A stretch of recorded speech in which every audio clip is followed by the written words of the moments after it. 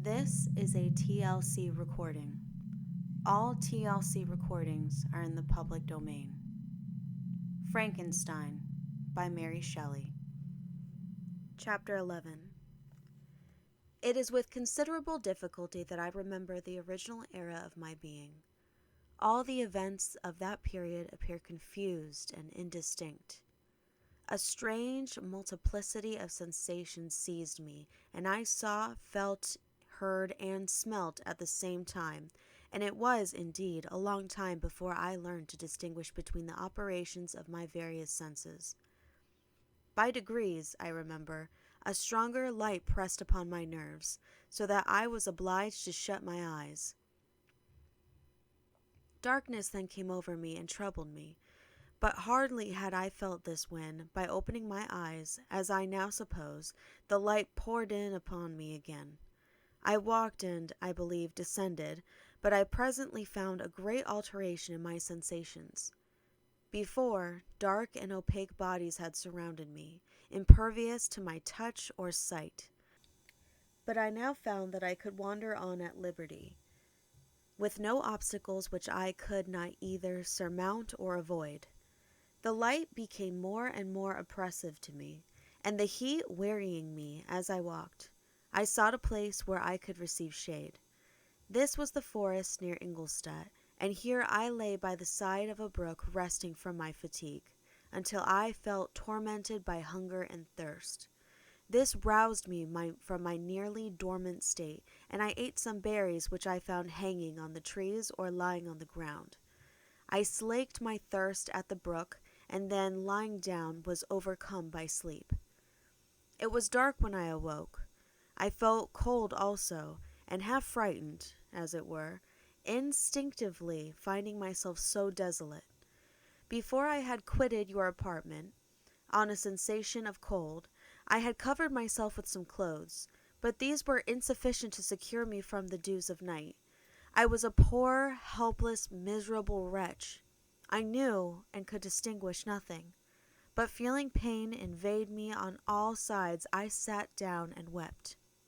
Soon a gentle light stole over the heavens and gave me a sensation of pleasure. I started up and beheld a radiant form rise from among the trees. The moon. I gazed with a kind of wonder. It moved slowly, but it enlightened my path, and I again went out in search of berries. I was still cold when under one of the trees I found a huge cloak, with which I covered myself and sat down upon the ground. No distinct ideas occupied my mind. All was confused. I felt light and hunger and thirst and darkness. Innumerable sounds rang in my ears, and on all sides various scents saluted me. The only object that I could distinguish was the bright moon, and I fixed my eyes on that with pleasure.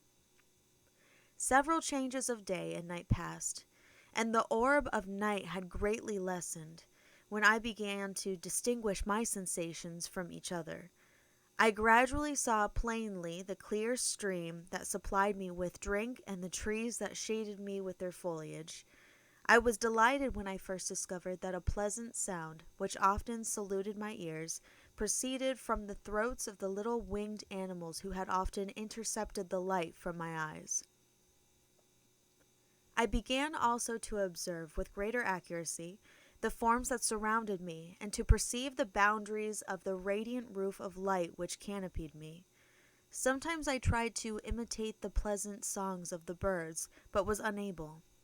Sometimes I wished to express my sensations in my own mode, but the uncouth and inarticulate sounds which broke from me frightened me into silence again.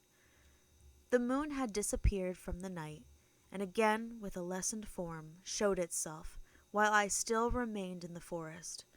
My sensations had by this time become distinct, and my mind received every day additional ideas. My eyes became accustomed to the light, and to perceive objects in their right forms. I distinguished the insect from the herb, and by degrees one herb from another. I found that the sparrow uttered none but harsh notes, whilst those of the blackbird and thrush were sweet and enticing. One day, when I was oppressed by cold, I found a fire which had been left by some wandering beggars, and was overcome with delight at the warmth I experienced from it. In my joy, I thrust my hand into the live embers, but quickly drew it out again with a cry of pain. How strange, I thought, that the same cause should produce such opposite effects. I examined the materials of the fire, and to my joy found it to be composed of wood. I quickly collected some branches, but they were wet and would not burn. I was pained at this, and sat still watching the operation of the fire. The wet wood which I had placed near the heat dried, and itself became inflamed. I reflected on this, and by touching the various branches, I discovered the cause, and busied myself in collecting a great quantity of wood, that I might dry it and have a plentiful supply of fire. When night came on, and brought sleep with it, I was in the greatest fear lest my fire should be extinguished. I covered it carefully with dry wood and leaves, and placed wet branches upon it, and then, spreading my cloak, I lay on the ground and sank into sleep. It was morning when I awoke, and my first care was to visit the fire. I uncovered it, and a gentle breeze quickly fanned it into flame. I observed this also, and contrived a fan of branches, which roused the embers when they were nearly extinguished. When night came again, I found, with pleasure, that the fire gave light as well as heat, and that the discovery of this element was useful to me in my food, for I found some of the offals that the travelers had left and been roasted, and tasted much more savory than the berries I gathered from the trees. I tried, therefore, to dress my food in the same manner, placing it on the live embers. I found that the berries were spoiled by this operation, and the nuts and roots much improved. Food, however, became scarce, and I often spent the whole day searching in vain for a few acorns to assuage the pangs of hunger. When I found this, I resolved to quit the place that I had hitherto inhabited, to seek for one where the few wants I experienced would be more easily satisfied. In this emigration I exceedingly lamented the loss of the fire which I had obtained through accident, and knew not how to reproduce it. I gave several hours to the serious consideration of this difficulty, but I was obliged to relinquish all attempt to supply it, and wrapping myself up in my cloak, I struck across the wood towards the setting sun. I passed 3 days in these rambles, and at length discovered the open country. A great fall of snow had taken place the night before, and the fields were one uniform white. The appearance was disconsolate, and I found my feet chilled by the cold, damp substance that covered the ground. It was about 7 in the morning, and I longed to obtain food and shelter. At length I perceived a small hut, on a rising ground, which had doubtless been built for the convenience of some shepherd. This was a new sight to me, and I examined the structure with great curiosity. Finding the door open, I entered. An old man sat in it, near a fire, over which he was preparing his breakfast.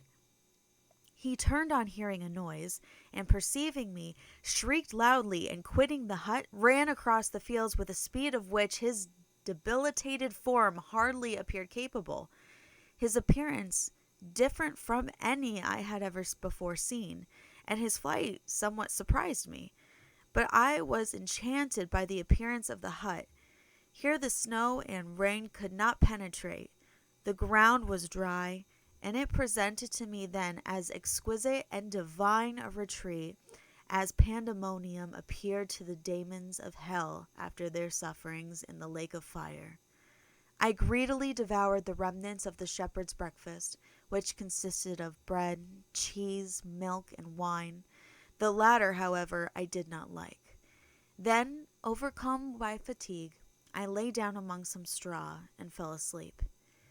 It was noon when I awoke, and allured by the warmth of the sun, which shone brightly on the white ground, I determined to recommence my travels, and, depositing the remains of the peasant's breakfast in a wallet I found, I proceeded across the fields for several hours, until at sunset I arrived at a village.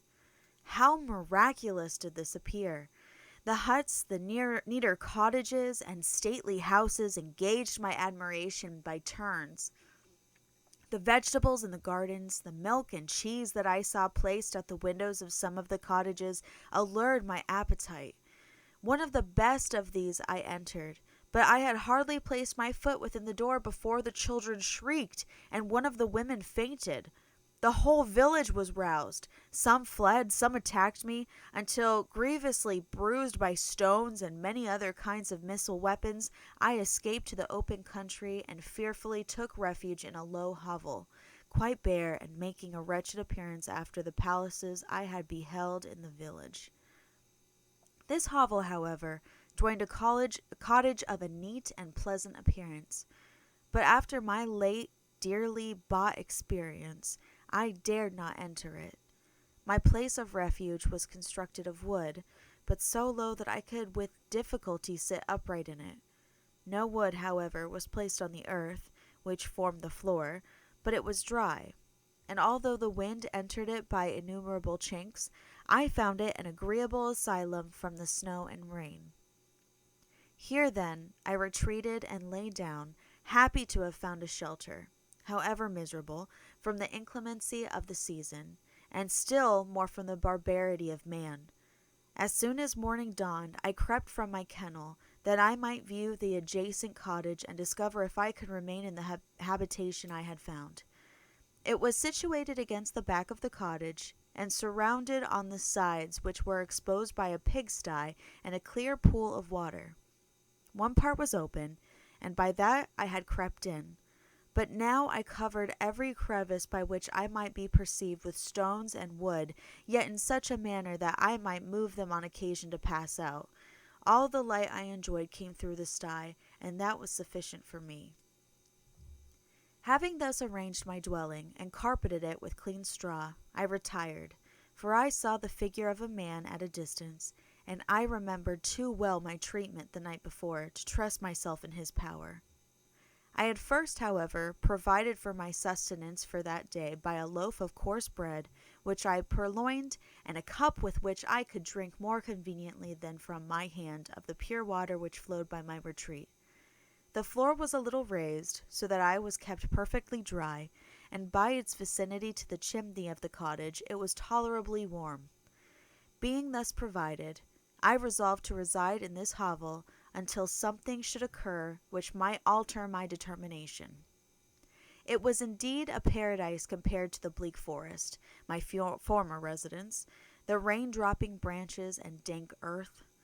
I ate my breakfast with pleasure, and was about to remove a plank to procure myself a little water when I heard a step.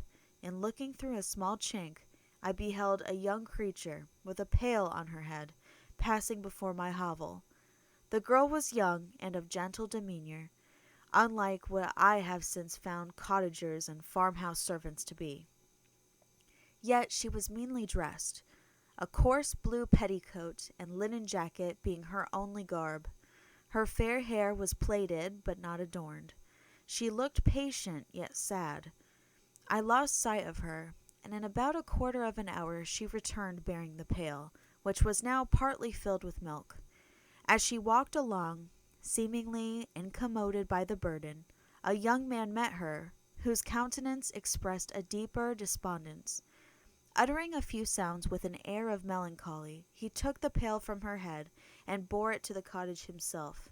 She followed, and they disappeared.